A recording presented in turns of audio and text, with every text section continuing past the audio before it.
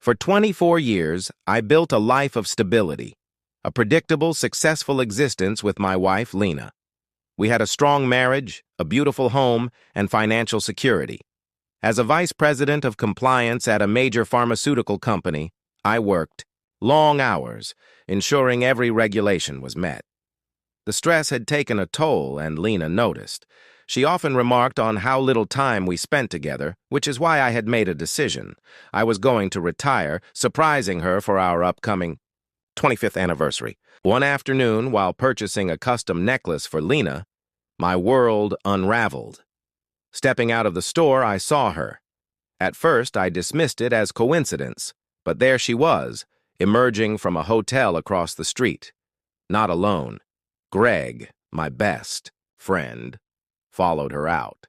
They exchanged a glance, a touch, and then she slipped into a cab.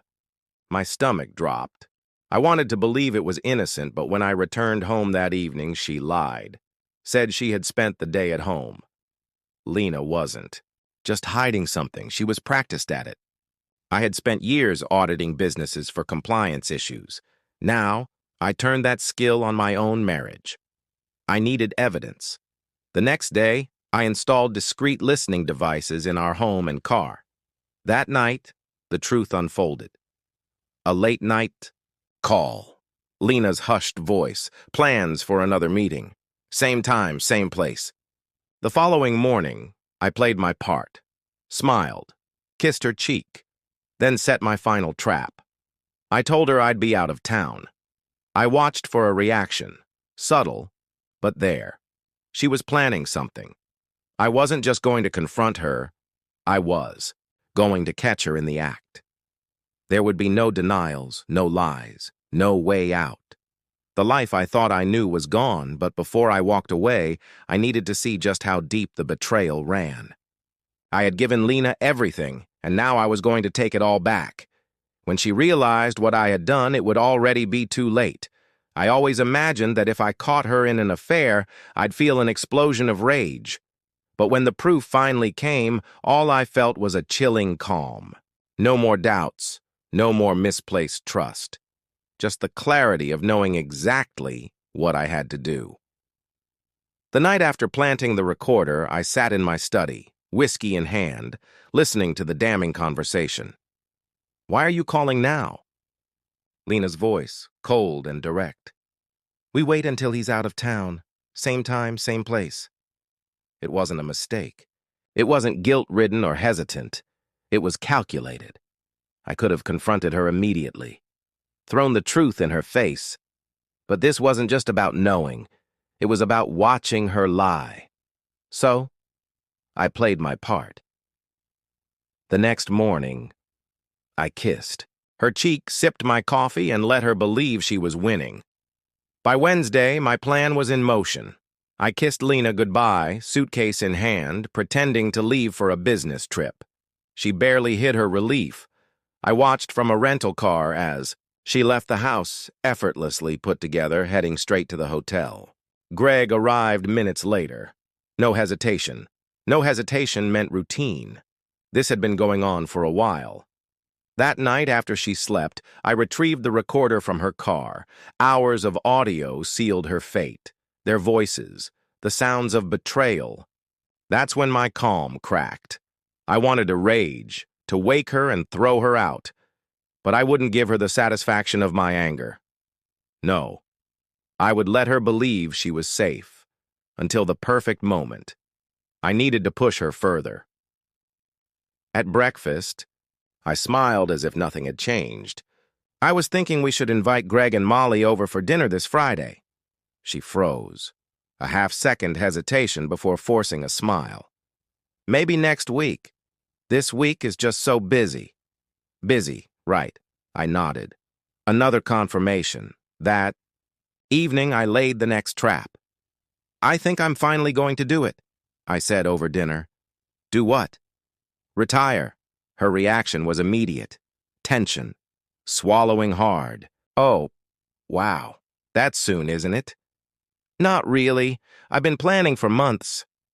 I watched as she masked her panic, forcing a smile. "That sounds wonderful." She was lying. She hated the idea. Now she had to figure out how to keep seeing Greg if I was always home. I was close. I needed one last slip-up. I set the perfect trap for their next meeting, and when the time came, there would be no escape. As Lena got ready for bed, I leaned against the door frame.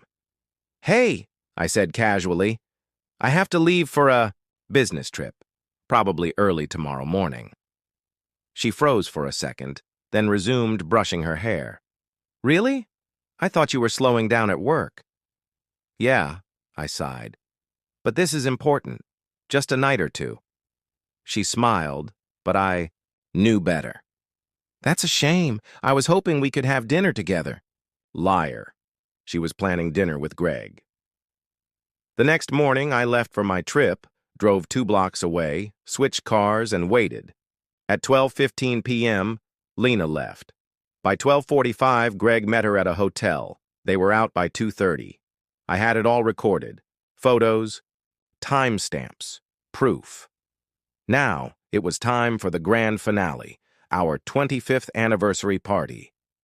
For days, Lena acted normal, clueless that while she planned our celebration, I finalized our divorce. Friday evening, guests filled the house. Laughter, champagne, the facade of a happy marriage. Then Greg and his wife Molly arrived. He was smug, Molly suspicious. Dinner was perfect. Then I stood, tapped my glass. "I'd like to make a toast." The room quieted. Lena beamed. 25 years of trust," I said, letting the word linger. "And my best friend Greg, a man you can rely on." Greg's smirk faded. Molly stiffened. I pulled out a remote and pressed play. Lena's voice filled the room. "No, we wait until he goes out of town." Gasps, chairs scraped, faces paled. More recordings played, phone calls, hotel whispers, undeniable betrayal. Molly slapped Greg. My sons, Adam and Ryan, stood frozen, staring at their mother in disbelief. Lena reached for me. "Mark, please." I stepped back. "Now you want privacy?" Greg stammered. "Mark, listen." I laughed coldly. "Explain? Enlighten me.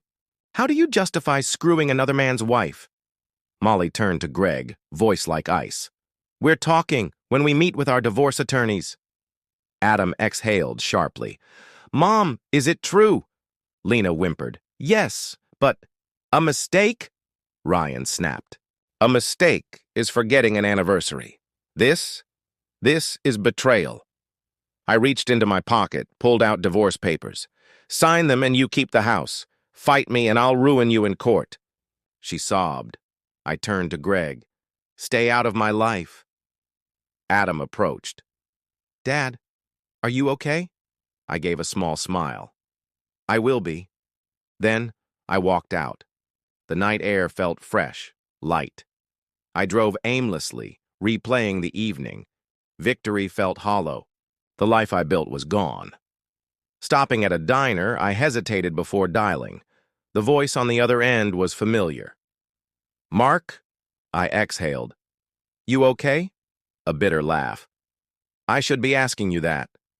I stared at the road. "Honestly, I don't even know."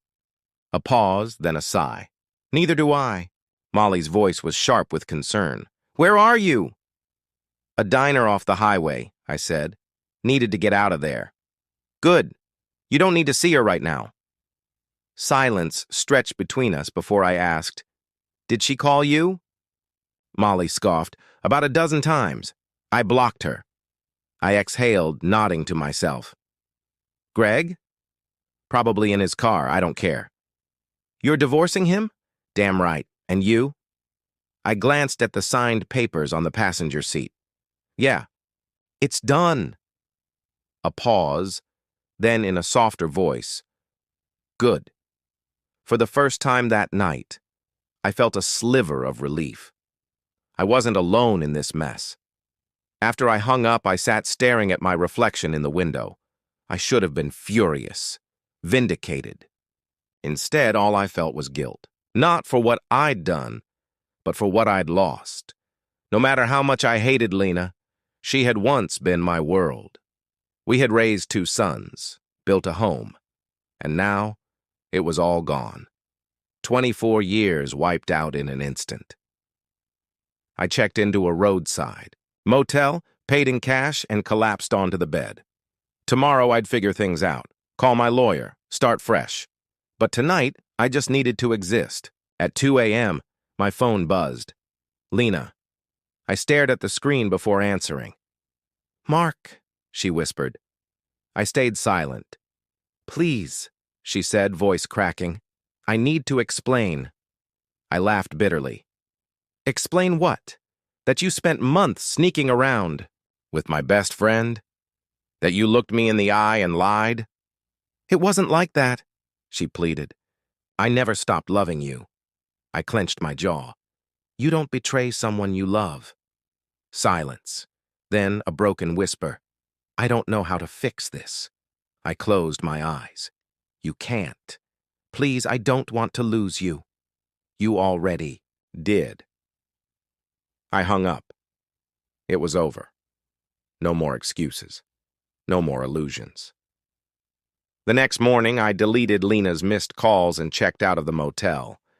At my lawyer's office, I signed the final papers, cutting all ties. "You sure?" he asked. "No. Doubt." The hardest part was telling my sons. Over lunch, Adam frowned. "That's it? You're really divorcing her?" "Yeah, it's done." Ryan exhaled sharply. "Good. I don't know how you lasted this long." Adam sighed. "She called me, begging me to talk to you. And?" "I told her. She lost that chance." Ryan nodded. "She has to deal with this on her own." A part of me felt sorry for her, but they were right. This wasn't my mess anymore. In the weeks that followed, I rented a small apartment. The silence of living alone was jarring, but soon I welcomed it. No more walking on eggshells. No more pretending. I traveled, picked up old hobbies, rediscovered myself. For the first time in years, I felt free. Then one night, Lena called again. "Mark, please, can we talk?" I sighed. What's left to say? "I miss you. I miss us." I closed my eyes. "The us you miss doesn't exist anymore," she started, crying. "I know I messed up, but I never stopped loving you." "That's not love, Lena. Love isn't lying and sneaking around." A long silence. Then, "I don't know how to fix this." "You can't, and I don't want you to." For the first time, I truly meant it. Goodbye, Lena. The next morning, I packed my bags and booked a one-way ticket out of town for the E. First time in decades, I had no obligations, no expectations, just freedom. And for the first time in a long time, I was excited for the future.